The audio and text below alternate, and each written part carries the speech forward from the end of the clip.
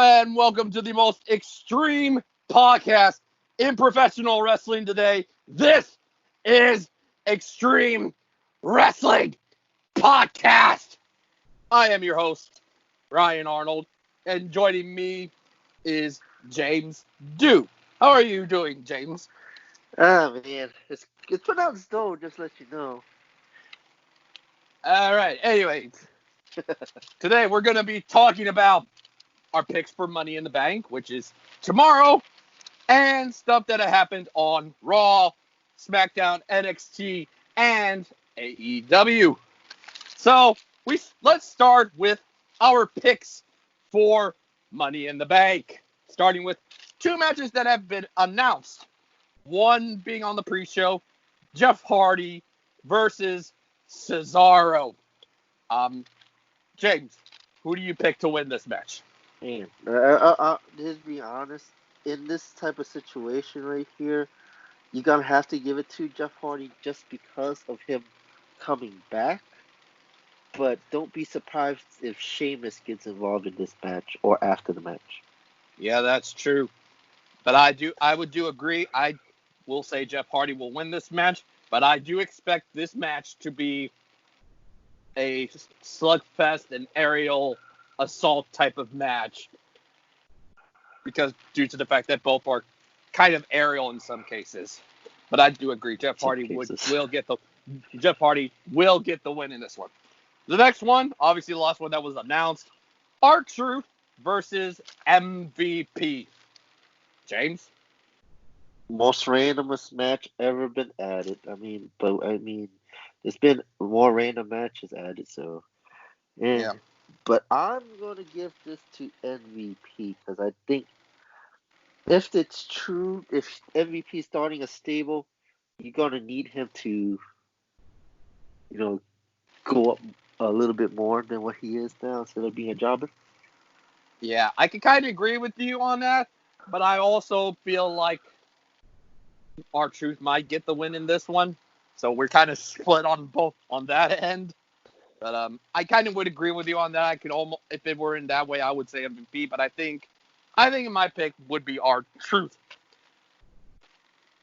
Now we get to the Money in the Bank ladder matches, and the reason we're gonna go and do them at the same time is because both matches will be happening at the same time. So on the men's side, we got Aleister Black, Rey Mysterio, AJ Styles, Daniel Bryan, King Corbin, and Otis. And then on the women's match, we have Shayna Baszler, Nia Jax, Asuka, Carmella, Dana Brooke, and Lacey Evans. Now, in this one, I figured I want to do something kind of different. We will have Dark Horse picks and then our actual picks for this match. And what I mean by Dark Horse picks, that might be one or two, multiple people we think could potentially win the match. So James, who would be your Dark Horse picks for both matches?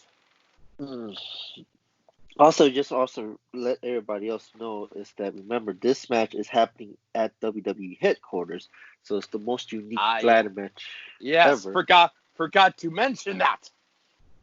Because in order for them to win the match, they have to go from the bottom floor all the way up to the roof of WWE headquarters, which was supposed to move from before this whole pandemic happened, but yes, now. But it's in. And if anybody was wondering where that's at, it's in Stamford, Connecticut. Yep. So yeah, continue with your Dark Horse picks. My Dark Horse for the men's would be Aleister Black, because I think that if he's going to get that push, I'm feeling that he's getting a push sooner or later. I think him holding the briefcase is going to make it a little bit more interesting with him. Yeah, I agree with you on that as well. But I'd also add Otis to that in some way. If they can find a ladder that can hold Otis. Yeah. Yeah. For the women's one Dark Horse, I would say Asuka. Because how she kind of reinvented herself, being heel and the Kabuki Warrior stuff, and then basically what the hell she's doing nowadays. Yeah, she's kind of one of those, like a tweener at some points. Like, she is like the coolest thing going on right now on Raw when it comes to the women's division. But yeah, I agree with you on her. It was either her or Nia Jax or something, or even Lacey Evans. Those three could be. I think the only reason why I wouldn't say Lacey Evans is just that fact of, Lacey, been getting that opportunity, but I don't think they would want to basically have her have that Money in the Bank with her continue on her feud with Bayley. Yeah. Like I said, my picks for it, the dark horse for me, obviously Alistair is. We would agree on that easily, and like I said, Otis for me, and then women's, it is basically the same. Asuka, kind of Lacey Evans, and to some extent Nia Jax. But anyway, our actual picks. You go. Actual pick, I would give it to AJ Styles. I would have said Alistair. I would have said Alistair Black would have won if they didn't do the whole situation with Apollo.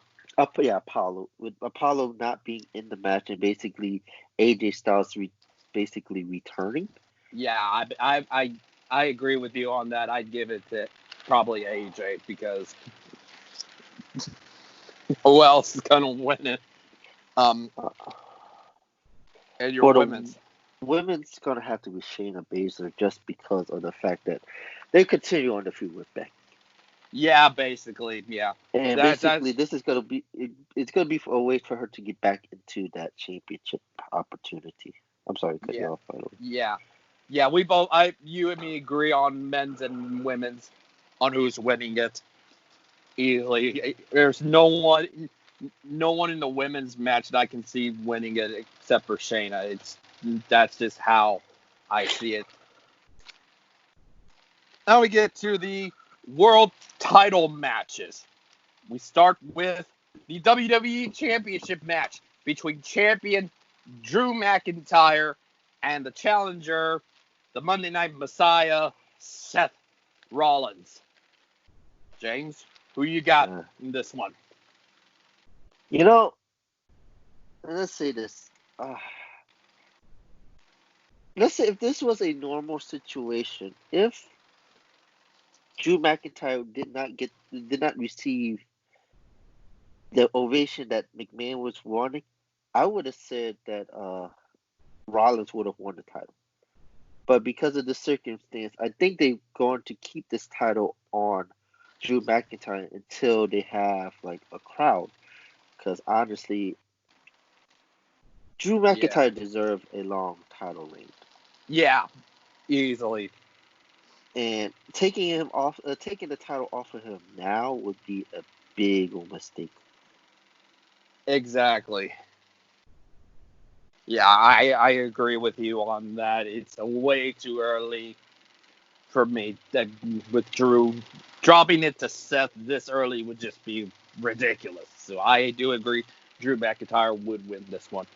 Next, we got the Universal Championship between Braun Strowman and Bray Wyatt. Not the Fiend. Who do you got? Now, if this was the Fiend, then I would have said Bray Wyatt would have. Yeah, easily. But because this is not the Fiend, this is going to have to go to Strowman. Yeah. Just to the fact that, going into Bray Wyatt is trying to do the mind games like he's been doing with anybody that he's been in a feud with since the whole return last year. Last year. Coming back last year, basically. But because that, Bray Wyatt looks like he's not, getting that mind game being on. So I just believe that in this situation, it's gonna stick with Strowman for a little bit longer. Yeah, and I think it will build up. I do agree. Strowman will retain this, and this will probably build up to him having to face The Fiend, who will then pretty much beat him and regain the Universal Championship, basically. Yep. So basically, in this case, I'm saying I agree with Strowman winning it. Now, this one's going to be an interesting one for the two of us. The Smackdown Women's Championship between champion Bayley and the challenger Tamina. Who do you got? Ooh, man, that's fun. This is a fun one. This is hard to predict on this. Yeah. My pick will be Bayley because of this situation. I think they're going to keep the title on Bayley for a good while until SummerSlam, in which Sasha, I'm going to say this, Sasha is going to turn on Bayley, or Bayley turns on Sasha. Whoever's going to be the heel, Sasha is going to win the championship from Bayley. Yeah. I was a little bit conflicted on this match for me. But I thought long and hard on this one. And I can see what you're saying going with it, but that would be, for me, that would be way too predictable. So I would like to see Tamina. I'm picking Tamina in this one. I would like to see her win the title. I know that, yes, that whole Bayley Sasha match is what they're trying to build up, and it's way, for me, it's freaking predictable. It's as predictable as, like, say, Brock Lesnar, Roman Reigns at WrestleMania 31. Like, that's too predictable. We know who's going to win that match at that point. So I figured, why not throw in a curveball on the way to that and have Tamina win it? Well, and that's the thing is that, everybody's been saying that Tamina deserves a title run. Yeah. And I agree with it. But in my honest opinion, I don't think McMahon will ever give the title to Tamina. I kind of agree with you on that, but then again, like I said, that Bayley Sasha match is so predictable that they're building up to that and stuff that it's just. I figured I wanted to pick Tamina on that one. Next one we got is the SmackDown Tag Team Championship with the New Day defending their titles against the recently debuted Forgotten Sons, the Lucha House Party, and Miz and Morrison. Your pick. Ooh. Honestly, it's a coin toss for me. I'm going to say they're going to take the title off of New Day, but they're going to give it to the Forgotten Sons. Just because of this fact. Usos are supposed to be in this feud continuing, but somebody got hurt. One of the Usos got hurt again. Yeah. So in this situation, I'm going to have to say that it's going to be. I'm going to give it to the Forgotten Sons. I think they deserve a title run, and even though it's early, I think they're going to get it. Yeah, for me, I got the New Day this one only because I think from the Forgotten Sons, I do think they are going to win it down the road, but I think it's way too soon. Like, I feel like they could win it at SummerSlam.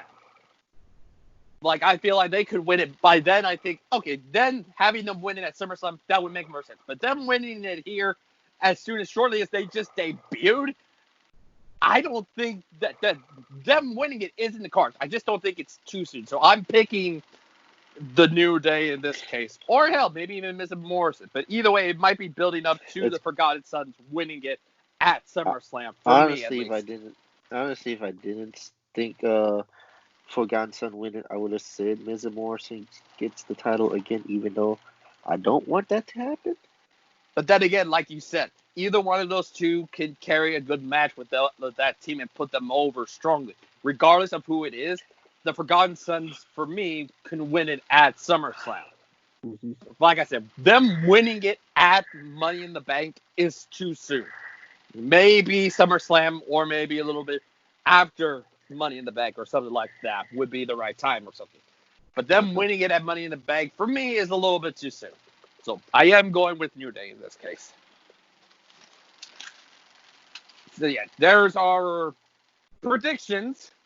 Now we get into the shows this past week. We start with Raw and the last chance gauntlet match that saw Bobby Lashley dominating the early part of it, beating, I don't know who was on that beginning part. I know there was I Akira know it's. Tozawa, I know I Titus know O'Neil, Titus. Akira Tozawa, Shelton Benjamin were there before he got himself disqualified on purpose against, assuming returning Humberto Carrillo, Yeah. who then went on to eliminate Angel Garza and Austin Theory, who originally had Apollo got not injured or AJ not returning, I would have said Austin Theory would have won the Gauntlet match and he could have ended up winning the Money in the Bank briefcase. So I'm saying whoever would have won the Gauntlet match is going to win the briefcase, basically. And then before Humberto getting eliminated by AJ Styles, who then cut a promo. And in that promo, he said he was going to throw off anybody, whether it be Rey Mysterio or Aleister Black.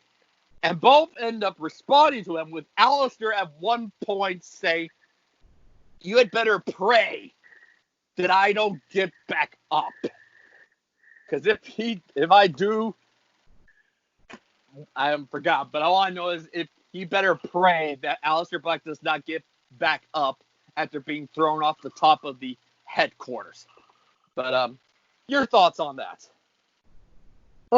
Let's say this. We all know. I think once this was announced, everybody was saying, "Oh, somebody's going to get thrown off.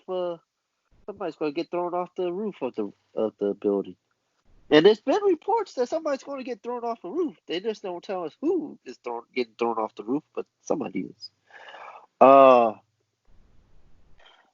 and in this situation, it's like when you say Austin Theory to me, I think Austin Theory is too soon of a push because of the fact that he just came from a Raw like a few months ago to WWE and then jumped from NXT for like a few weeks and then jumped to Raw just because of um I forgot who got Andrade being hurt.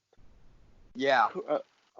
Carrillo, honestly, I could have seen him win and go on to Money in the Bank, but when you see Styles, like yeah, AJ Styles, just because he got buried, yeah, and then he just comes back. Yeah. And I think Carrillo could go back into fighting for the U.S. Championship because that's a feud that hasn't really, was done. That's been on and off for quite Yeah, some time. on and off, yeah. Yeah. And, and then I think that's I think that's gonna be something that's gonna happen. AJ Styles say he's gonna throw somebody. That's gonna be predictable. Somebody is going off that building. I don't know about who, but somebody's going off that building. Yeah. Yeah, easily.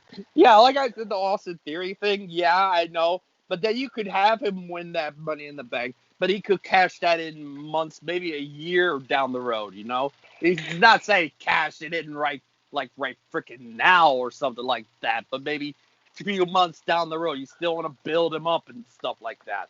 Then when I you feel think like he's a high I enough think that, level of the card, then have him cash it and boom. but honestly, with Austin Theory, I'm sorry to do this. But Austin Theory, he's with Andrade and Angel Garza. Yeah. Do you want to build tension within that faction if you have Austin Theory win the briefcase and basically go on to win the title? That's what I just don't think would be possible. I don't think that's a logical reason. That's why. Well, obviously he keeps saying, like I've seen interviews him say he's going to be a future world champion in WWE. He's got the look. He's got the charisma. He's got the mic skills easily to be a top guy there in WWE in the future. Easily. So it's like, and he's what, 22 years old? He was the face of Evolve for a point in time when he was with Evolve. Exactly. And he was relatively in his late teens when he was their champion. Mm-hmm. But I can agree with you on that, but I feel like it might have been interesting to have him on that one. And then we'll see. What's the last Raw thing we have on here is the non-title tag team match between Street Profits and the Viking Raiders, which saw the Viking Raiders. We're not supposed to say non-title. Shh. That's a banned word, apparently. Not non-title. Okay. We had a tag team match. Sorry. We had a tag team match between the Raw Tag Team Champions, Street Profits, against the Viking Raiders, in which we saw the Viking Raiders pin the Street Profits. Thoughts? Predictable, honestly. I'm surprised this match isn't on Money in the Bank, because I think this is a match that they could, basically have for the tag team titles, but I think they want to save it on for the next one, because in this situation, it's more of Viking Raiders coming out. I don't know why they decided to do freaking stupid car karaoke, but I'm glad they dropped that after 1 week and went back to what they did. In NXT, basically, be serious for a time. Be serious. But they say that Street Profits never beat them. That's actually true. I watch a lot of NXT. Yeah, that's true. Yeah. And they're right with the fact that they had to drop the belts because they went up to the main roster. And exactly. Yeah. I was saying when that all happened, I was thinking, Undisputed Era is winning the titles. But then when I saw that the Street Profits were winning, I'm like, what? Well, they won that in a freaking ladder match. I'm like, wow. I was like, wow, that's a curve. That's a curveball right there. I'm like, wow. Yeah. But and the Street Profits was actually on Raw at the time that they won the NXT Tag Team titles. Yeah. Oh, okay. But in this situation, I think it's like they gave the Viking Raiders the win just to set up a tag team match in the future, and that it's either going to be Viking Raiders win the titles back, or Street Profits somehow wins out of nowhere. Yeah, easily. Okay, let's get straight into this one. AEW got a few key moments here for AEW. We start off with the Jon Moxley and Brody Lee confrontation, which happened shortly after Moxley had pinned Frankie Kazarian in the bad word. Well, you could say because it's not WWE related. Yeah, the non-title match. And so the Dark Order beat up on Moxley. Brody Lee issued a challenge to Moxley for the AEW World Title, and in Moxley's way, he accepted, which could lead him to a World Title match between the two. Thoughts?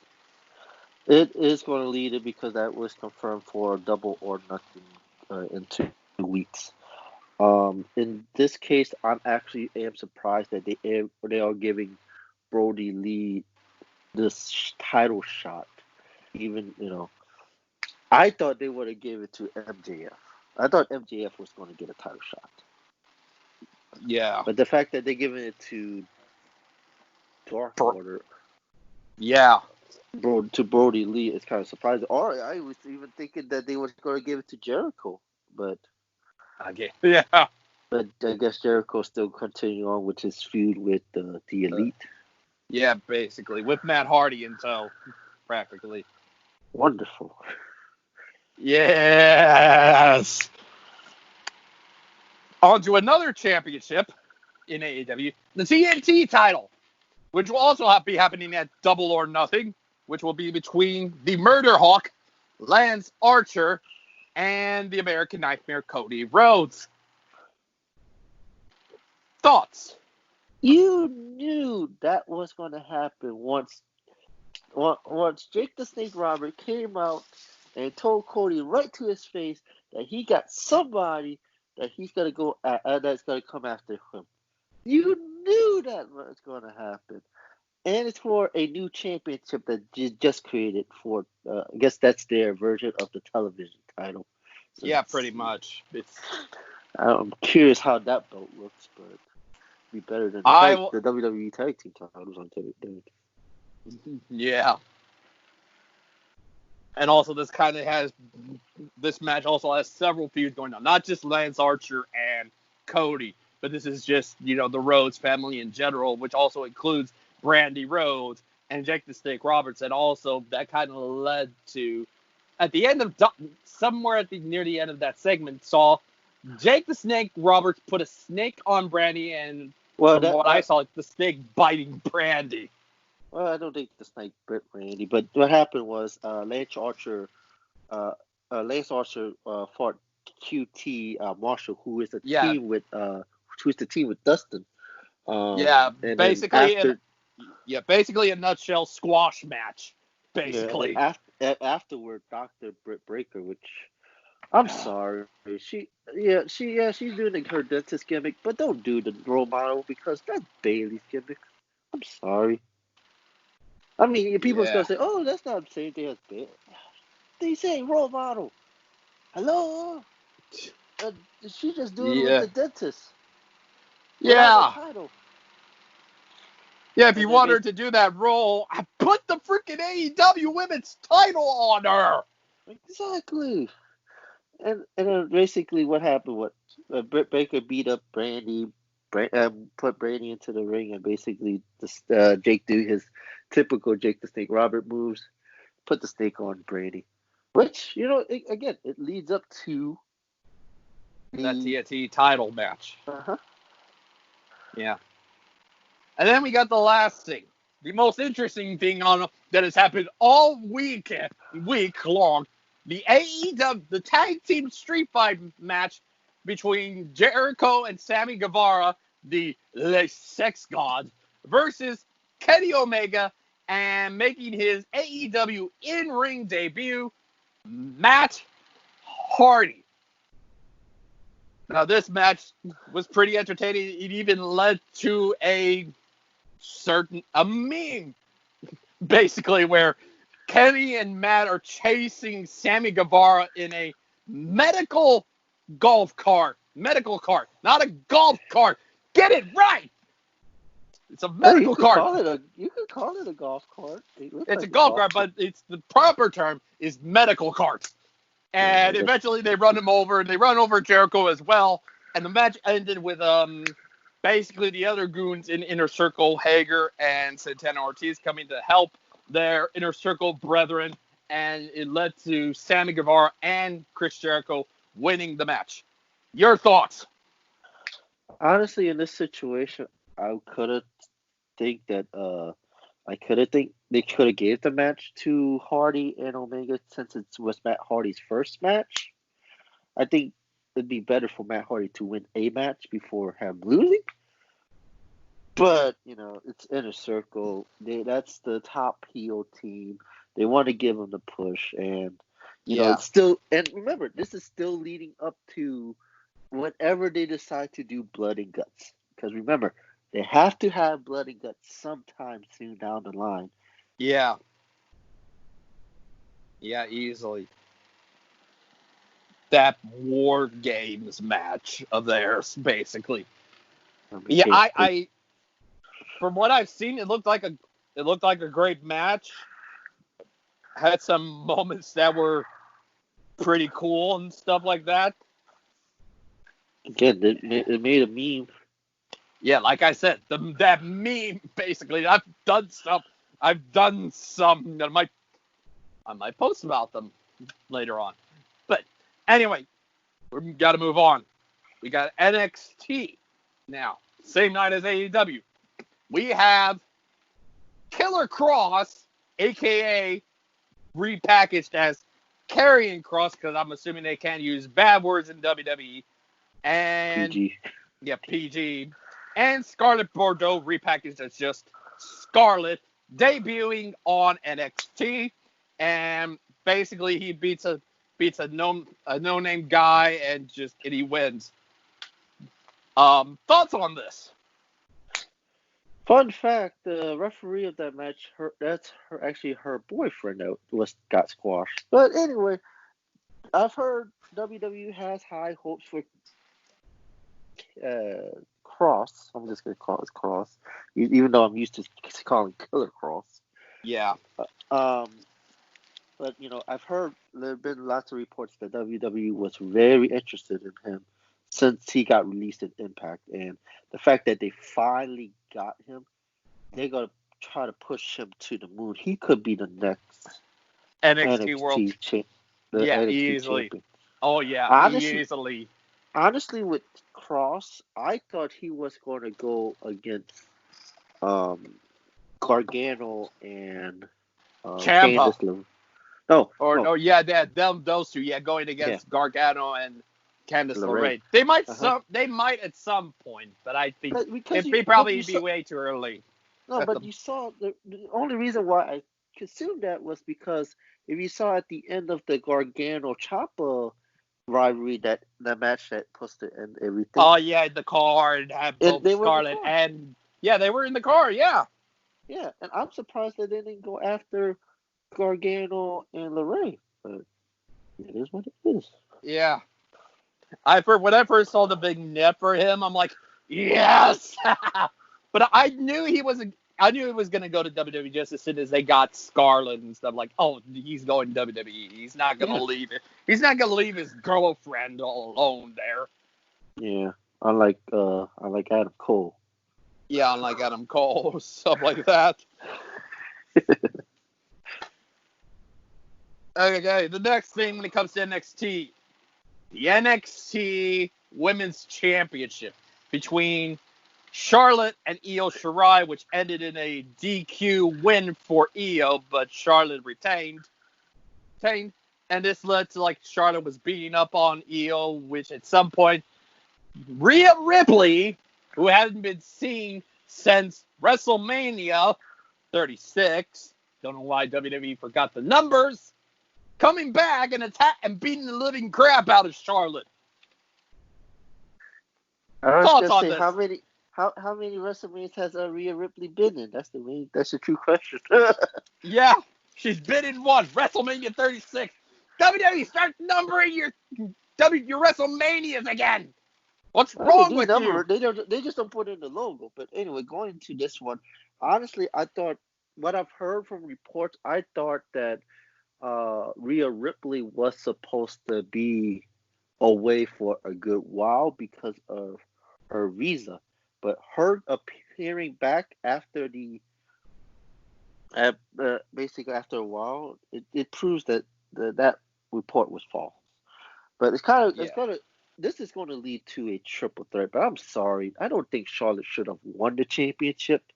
I think they should have done this Io Shirai and Rhea Ripley alone and not put Charlotte in it. Because Charlotte ruins everything. Yeah. Oh, because they wanted to try and boost the rate. Well, I get why they want to put the title on Charlotte, just to help boost her age with the war with AEW. But Charlotte is not the right person to boost ratings. If you want to boost ratings, do what y'all did with the whole invasion thing during SummerSlam weekend. Yeah, that'd be improving ratings right there. Yeah. Easily.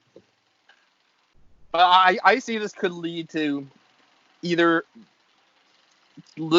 Charlotte Flair Rhea Ripley rematch, possibly at SummerSlam, with Rhea winning it, or like you said, the triple threat match or something like that.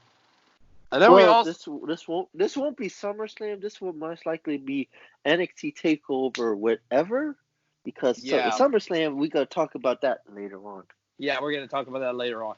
The other NXT thing, the last one on here we got, is the NXT title match between the Velveteen Dream and Adam Cole, in which Adam Cole ended up winning this via shenanigans with help from his Undisputed Era brethren. Your thoughts on this?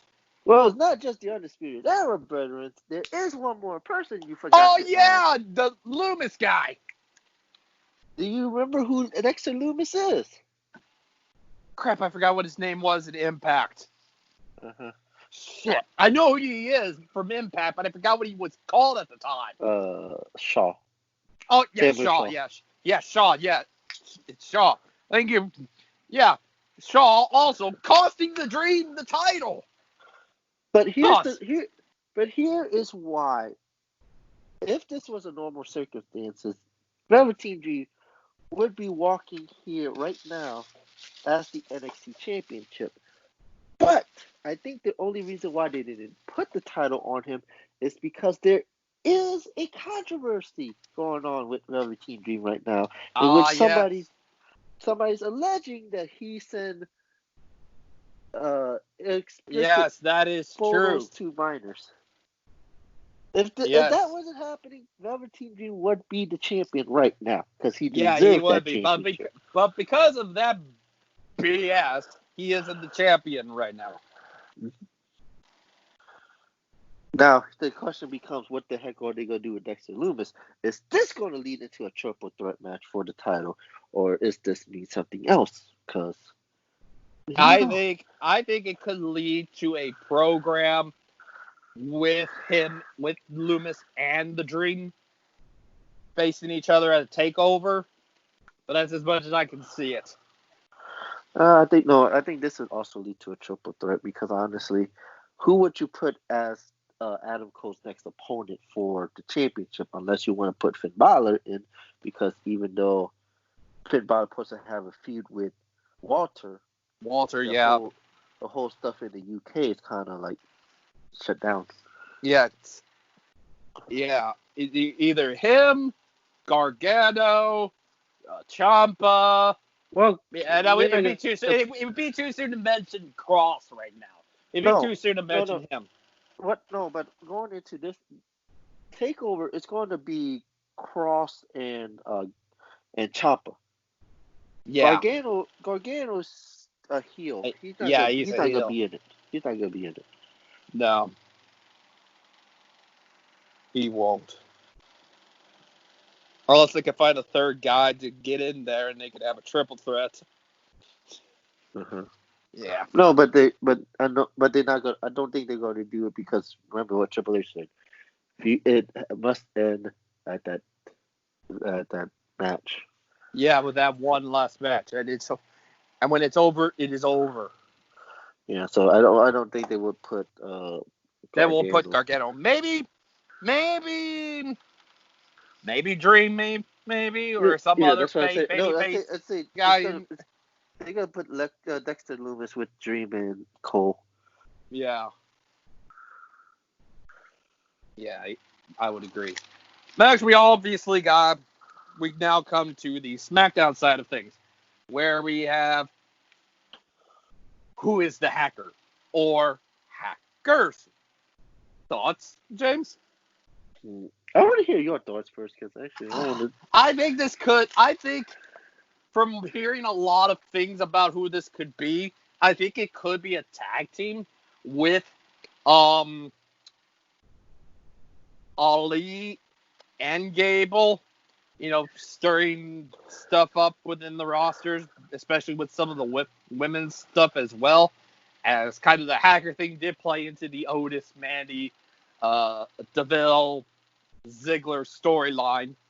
But I think it's to potentially have those two come back, because we haven't seen those two in quite a while. And a lot of people are also saying it could be a third guy, and some are saying it's Woods, and I'm like, why would they have Woods in there? Other than the fact they do show the New Day and stuff like that, but I'm like, why would they have Woods be one of those guys? Well, Woods is out with an injury, and he's been out with a torn Achilles. So he wouldn't be the hacker. I would agree with Ali and Shorty G. I'm sorry, You have to call him Shorty. Yeah, Diaz, so. I think they might just go back with it being I think Mustafa they Ali and might Chad they Gable. might In fact, add, they might add a woman to that just because of the women factor, but you never know. who would if they were to have a woman? Who would it be? That's That's a that's good question, honestly. Because really, how many women do you have in a roster unless they got called up an NXT lady? okay. But Well, they said something. Maybe they uh, showed some of the women, the divas and women. but they Like they also had a shown voice. Sasha. And, They also had a voicemail saying payback is coming. So that could be involving the clue, and you don't know what the clue is. So it could be anything with that clue. But I yeah, do want to easily. point this out before we continue on.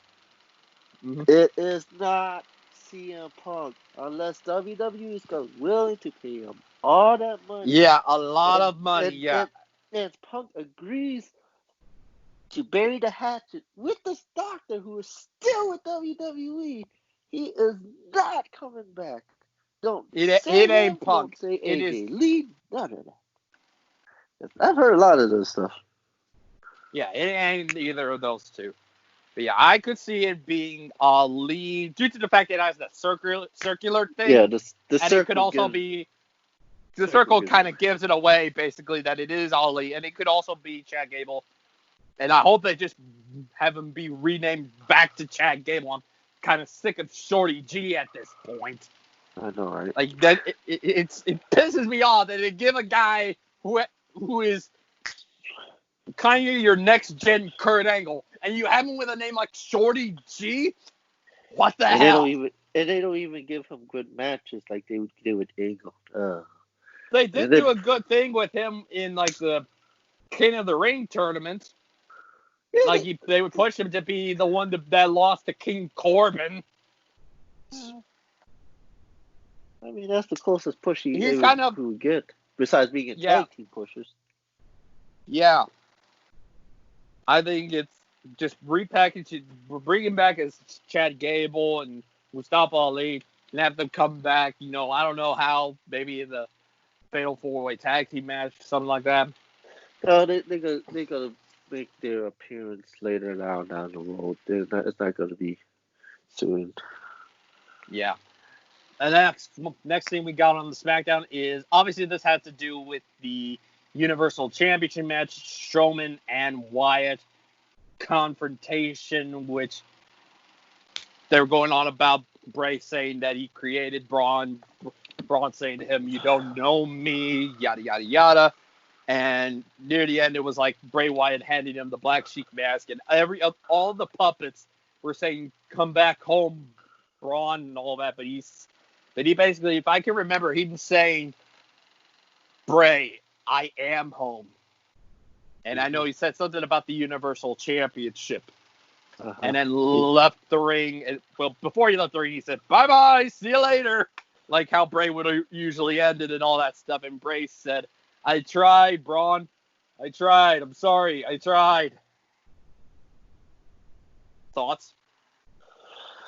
It just goes on to the mind games aspect of Bray Wyatt because again I mentioned this in the Universal title prediction.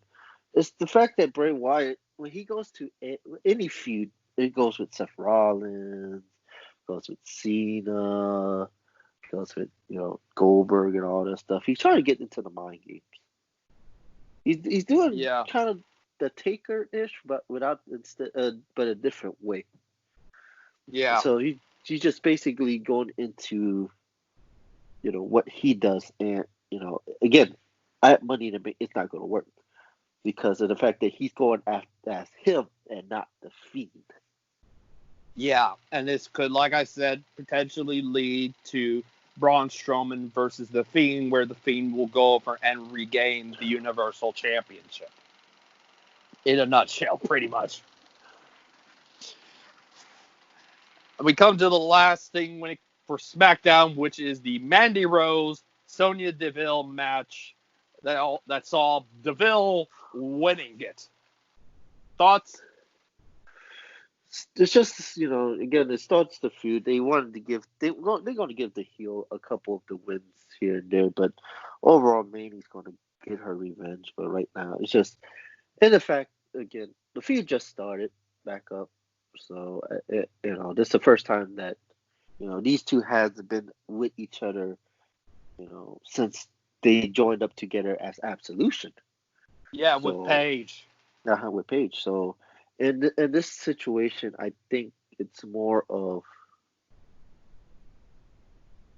Manny's going to get her vengeance later on, but right now they're going to give some of that wins to Sonya.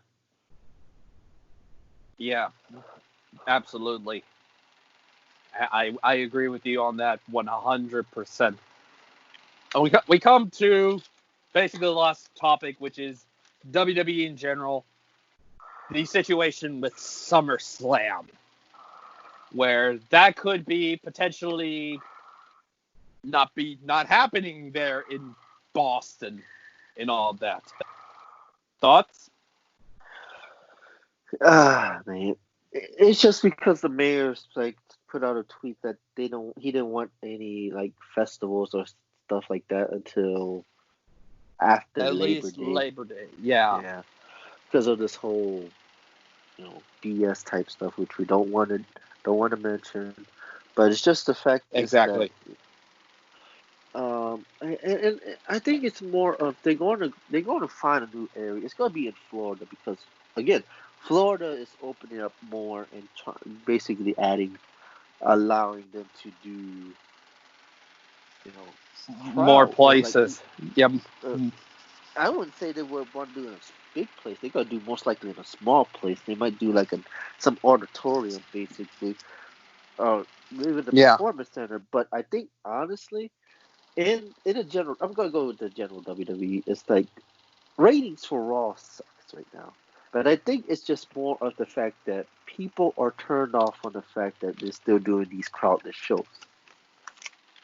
Yeah. If you want, They could do something like AEW is doing, which you could have some of your wrestlers or employees in the crowd. They but could be doing that. the thing is that in WWE's case, they could just grab some of the the NXT fans that usually come every show, like Izzy, the girl that loves Bailey's a lot, and a couple like other people, and just bring them to the performance centers. Like, here, be our crowd. You don't have to have a big crowd. 25 people, regular people. Yeah. Cheer. Yeah, easily. But, They could do something like that. mhm. And I guess on that bombshell, this is the end of our debut episode. You got any thoughts before we leave, James? It's just the first episode. We gotta get this, rolling a little bit more. But I enjoy this. All right. And with that, we will see you next week. Later.